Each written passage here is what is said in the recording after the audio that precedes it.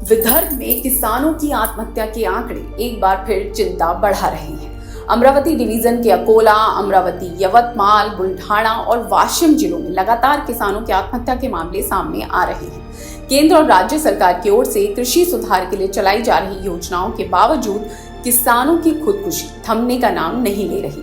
चिखल गांव के 50 वर्षीय किसान केशव यशवंत थोराट ने 24 दिसंबर 2024 को जहर पीकर आत्महत्या की थी।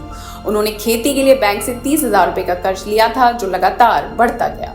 अगले साल फिर बैंक से कर्ज का पुनर्गठन कर 13,000 लिए, लेकिन ये बोझ और बढ़ गया और वो कर्ज नहीं चुका सके। नई उम्मीद के साथ कर्ज चुकाने के लिए उन्होंने ट्रैक्टर भी फाइनेंस कराया, लेकिन खराब मौसम और फसलों के गिरते दामों ने उन्हें और कर्ज में डुबो दिया। जब कोई रास्ता नहीं बचा तो उन्होंने अपनी जान दी। किसान तक ने बात की उनके परिवार से। सरकार चाहे किसानों के लिए कितनी भी सुविधा मुहैया करवा दे या अनेक योजनाएं उनके लिए करे, लेकिन किसानों की आत्महत्या जो है वो रुकने का नाम नहीं ले रहे। खासकर पश्चिम विदर्भ के इलाकों में अभी आंकड़े सामने आए हैं कि पिछले सालों में हजारों किसानों ने खुदकुशी की है। ऐसा ही एक अकोला का परिवार जो चिखलगांव का है, केशव थोराट का परिवार हमारे साथ है। दिसंबर महीने में उन्होंने ऐसे ही कर्ज के बोझ के तले घर के सामने ही जहर पीकर खुदकुशी कर ली। वो परिवार हमारे साथ है, उनकी पत्नी हमारे साथ है। मुझे बोलिए कि किसानी करना अब पहले से भी बहुत ज़्यादा महंगा पड़ता जा रहा है, खासकर महिलाओं को, क्योंकि किसान जो है कुछ ना कुछ कारण लेकर आत्महत्या कर ही देते हैं। क्यों करते हैं, क्या वजह होती है इसकी? ये कर्ज की वजह से, कर्ज की वजह से। हाँ। मुझे बोलिए कि उपज तो होती है लेकिन दाम नहीं मिलते हैं या कुछ, या कर्ज भर नहीं पाते, क्या लगता है? दाम नहीं मिलता करके वो ये करती है। उनकी बेटी आपका नाम क्या है, मुझे ज़रा बताइए, कहाँ पढ़ती हो आप? जानवी केशव थोराट, वसंत राणा जूनियर कॉलेज पातुर।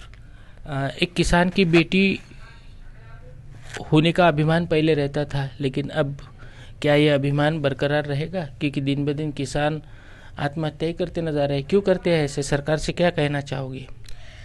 सरकार से मैं ये कहना चाहूँगी कि उनको मालों को भाव देना चाहिए, क्योंकि भाव न मिलने के कारण वो आत्महत्या कर रहे हैं। मुझे बोलिए कि आपके पापा जो थे, जब उन्होंने ऐसा किया तो आप कहाँ थी, कैसा महसूस हुआ? सब कुछ ये तो सुनकर ही हमें बहुत शौक लगता है, लेकिन एक बेटी को आपके बाप के जाने का क्या गम होता है, क्या महत्व उनको समझता है?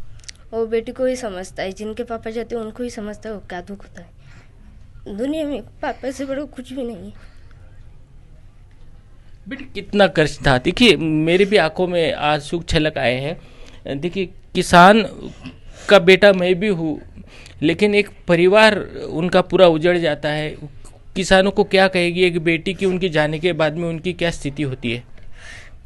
उनको दुनिया में कोई भी मान नहीं रहता। किसान आत्महत्या करते हो क्योंकि उनके मालों को भाव नहीं मिलता, इसलिए पूरा परिवार उजड़ जाता है उसके कारण। बेटा कितना कर्ज था, खाली कितना कर्ज था? मम्मी बोल रही है कि 30,000 रुपया था और 13,000 रुपये और उन्होंने ज़्यादा निकाले था, नहीं 43,000 रुपये ही था खाली। क्या इतने भी पैसे सरकार ने माफ़ करना चाहिए नहीं थे कि? क्या लगता है आपको? क्या मालूम दुनिया में ऐसा क्यों होता है।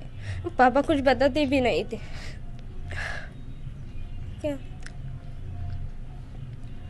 बाकी किसानों को क्या कहेंगे आप, सरकार को क्या कहेंगे कि देखिए आपके सर के ऊपर का छत जब उजड़ जाता है तो उसका दुख आपको ही समझ में आता है। बोलिए ना, क्या कहेंगे किसी को? उसके किसानों में यही कहूँगी कि उनके मालों को भाव देना चाहिए। सरकार को ही कहूँगी उनके मालों को भाव देना चाहिए।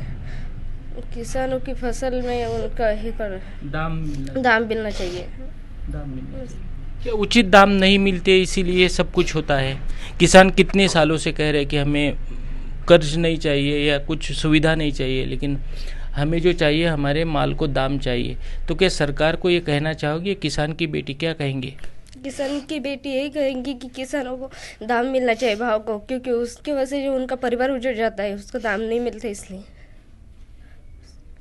देखिए, एक किसान की बेटी का यही कहना है कि जैसा किसानों का यही कहना है कि उनके जो लागत है वो लागत अब अगर 2010 में उनकी किसानी करने के लिए जो लागत थी वो लागत के दाम अब बढ़ चुके हैं और उनको जो दाम मिलता है, उनके फसलों को जो दाम मिलता है वो 2010 में जो दाम थे वही मिल रहे हैं। लेकिन 2025 में हम जी रहे हैं और 2025 में भी किसानों की आत्महत्या इसलिए हो रही है क्योंकि उनके माल को, उनके फसल को जो दाम है वो 2010 या उससे पहले के दाम मिल रहे हैं।